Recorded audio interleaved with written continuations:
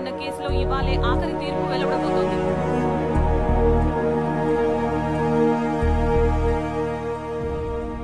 Lawyers ఇద్దరి వాదన విన్న తర్వాత సరైన లాజికల్ అండ్ సైంటిఫిక్ ఎవిడెన్స్ లేని కారణంగా ఈ కేసులో మిస్టర్ సారీ సార్, చిన్న రిక్వెస్ట్.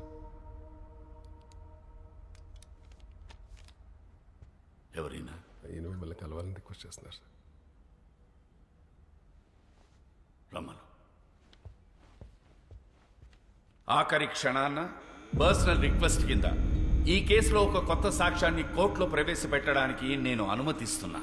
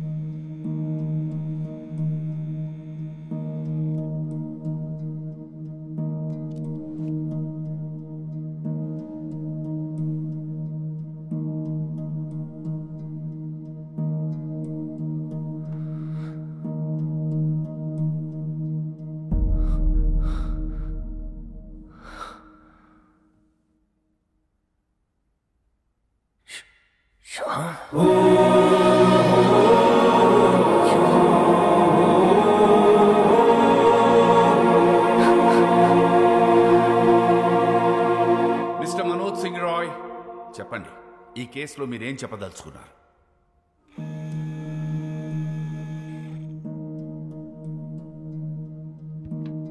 వాసుదేవే శ్యామ్ సింగ్ రాయ్ నా తమ్ముడు శ్యామ్ బాబు తిరిగి వాసుగా జన్మించాడని నేను నమ్ముతున్నాను, పూర్తిగా నమ్ముతున్నాను.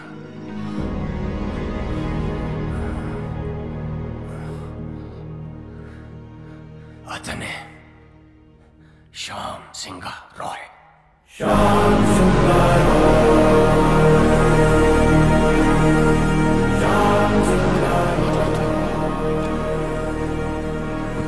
Silence in the court, please. Please, thank you.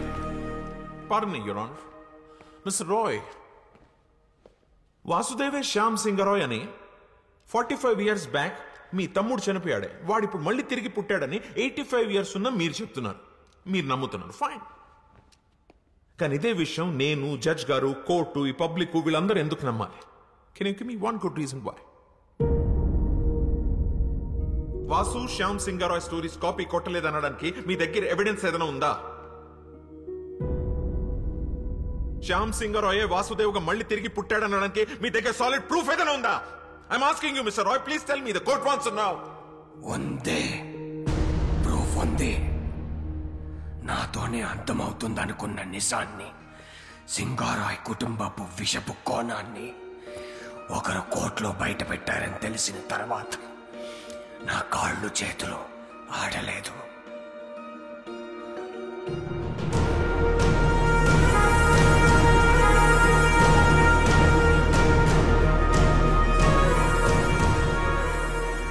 Publish అయిన పుస్తకాలని, అందులో కథలను ఎవరైనా కాపీ కొట్టగలరు. కానీ ఇప్పటి వరకు పబ్లిష్ అవ్వని, నాకు మాత్రమే తెలిసిన ఒక షార్ట్ స్టోరీ, శ్యామ్ సింగ్ రాయ్ ప్రత్యేకంగా నాకు మాత్రమే ఇచ్చిన ఓ చిన్న కథని ఈ వాసుదేవ్ ఎలా షార్ట్ ఫిల్మ్ గా తీశాడు, తనకు ఆ కథ ఎవరిచ్చారు? ఒక చిన్న కథ. అసలు కథ ఏంటంటే, తనకి చిన్నప్పటి నుంచి పెయింటింగ్ అంటే ప్యాషన్.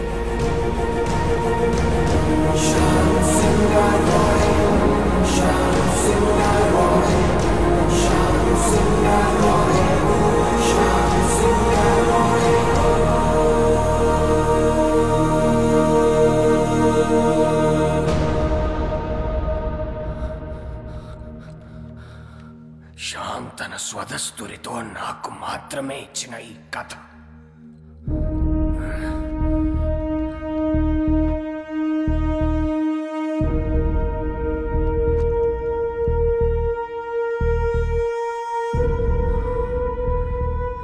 అదే కథను షార్ట్ ఫిల్మ్ గా తీశాడు ఈ Vasudev.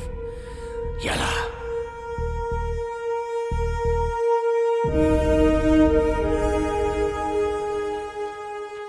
As chairman of SR publishers నేను ఈ కేసుని విత్డ్రా చేసుకుంటున్నాను. ఎందుకంటే ఈ 3 కథలే కాదు, ఈ కంపెనీకే తను ఓనర్. పిటిషనర్సే ఈ కేసు విత్డ్రా చేసుకున్నందుకు ఈ కేసు ఇంతటితో క్లోజ్ చేయబడింది.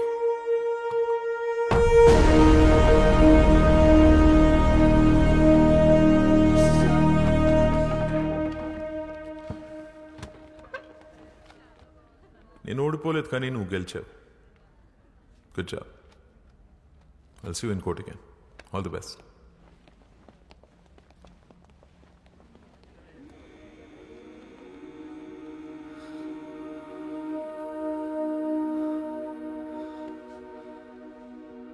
మన్ను,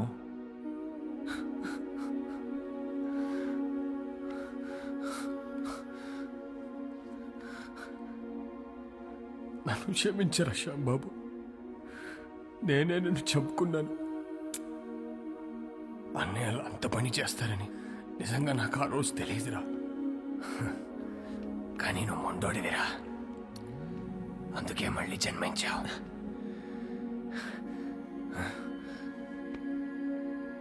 నీ కథలే నిన్ను గుర్తుపట్టాయి, నీ కథలే నిన్ను కాపాడుకున్నాయి. ఈ ఆస్తి, ఈ కంపెనీ అంతా నీదేరా, తీసేసుకో. ఏం చేసుకోవాలరా దాంతో? జీవితాంతం తోడుంటానని మాటిచ్చి పెళ్లి చేసుకున్నాను రోజీని. మధ్యలోనే వదిలేసి వెళ్ళిపోయారు. ఆఖరి క్షణం వరకు ఎదురు చూస్తుంటుంది నేను తిరిగి వస్తానని. మళ్ళీ ఎందుకు పుట్టాను కూడా అర్థం కావట్లేదురా.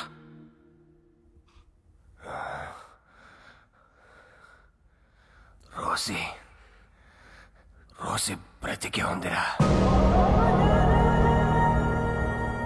నీకోసం ఎదురు చూస్తూ ఉంది.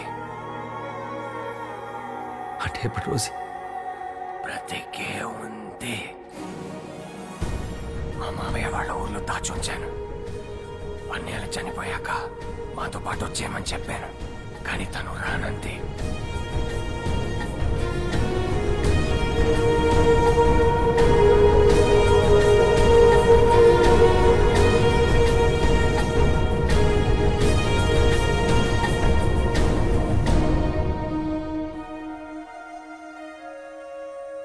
తన సంకల్పం గొప్పదిరా,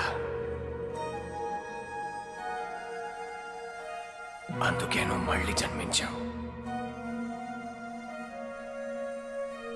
ఇది నీతో చెప్పడానికే నేను ఇంకా బ్రతుకున్నాను అనుకుంటా.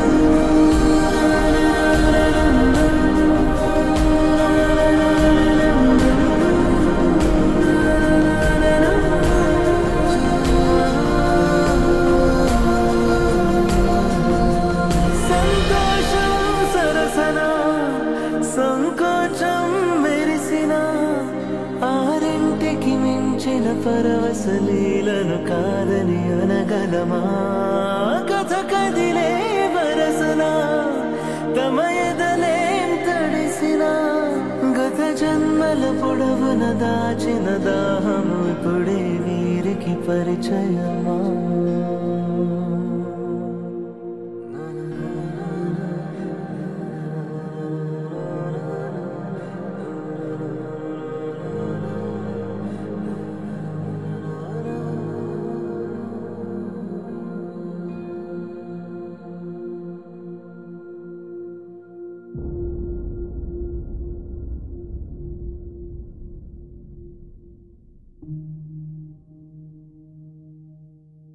ఇలా ఒక అమావాస్య రోజు నీ ఒడిలో పడుకొని నిన్నే చూస్తూ మా మీద చిరునవ్వుతూ చనిపోవాలనుంది.